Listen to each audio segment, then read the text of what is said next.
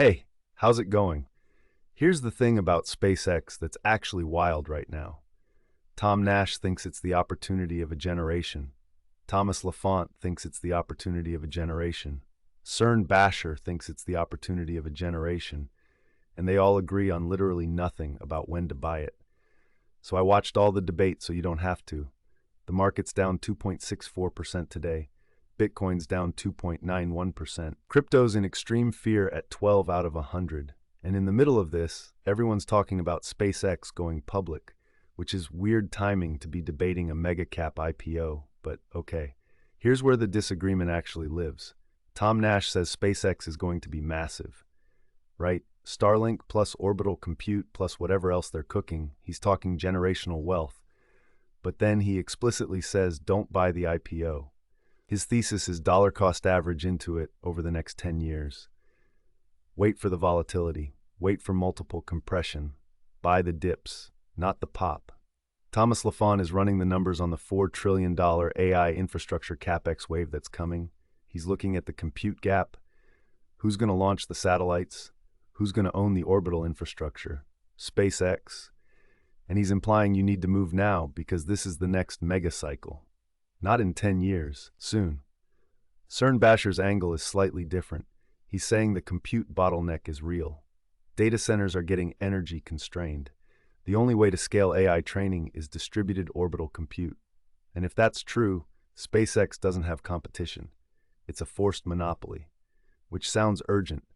But here's where this gets interesting. They're not disagreeing on the fundamentals.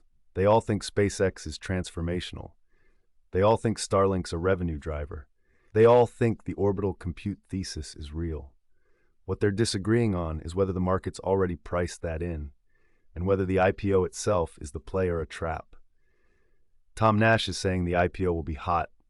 Everyone's going to pile in, retail's going to FOMO, the stock's going to pop, and then it's going to normalize, and you're going to get a way better entry point in year 2 or year 3. He's not saying SpaceX is bad. He's saying the IPO mechanics are brutal. You buy the hype, you hold the bag. And here's the macro part nobody's connecting. The 10-year yield is sitting at 4.54%. The Fed's in a weird spot. The prediction markets are completely bipolar right now. $2.1 million is on a 50 basis point rate hike. 1.4 million is on a 50 basis point cut. The market has no idea what the Fed's doing next. Which matters because if rates stay elevated, mega cap growth stocks underperform. Higher discount rates kill long-duration assets. SpaceX's value proposition is 10 years out, 15 years out. If you're pricing in rate cuts, the math looks one way. If you're pricing in higher for longer, it looks completely different. And that's probably why smart money is split. Tom Nash and Laffont and CERN Basher all get the SpaceX thesis. They all know it's important, but they're operating under different macro assumptions. Tom Nash is hedging macro uncertainty by DCAing. Laffont's assuming the AI capex wave overrides macro headwinds. CERN Basher's assuming the compute crisis forces SpaceX's hand. Bitcoin's down nearly 3% today. The whole risk-on mood is off.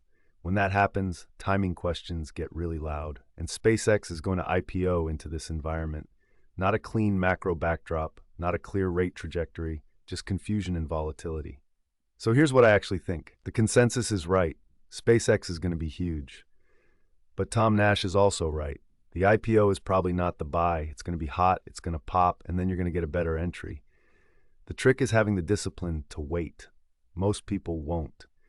Most people see generational opportunity and FOMO and immediately. And then they hold through the drawdown, wondering what went wrong. If you actually believe in SpaceX, the move is boring. You buy after the pop. You DCA for 10 years. You don't try to time the IPO. That's the hard part. The easy part is watching everyone else pile in and congratulating yourself for being smarter. The hard part is actually sitting still while it runs without you.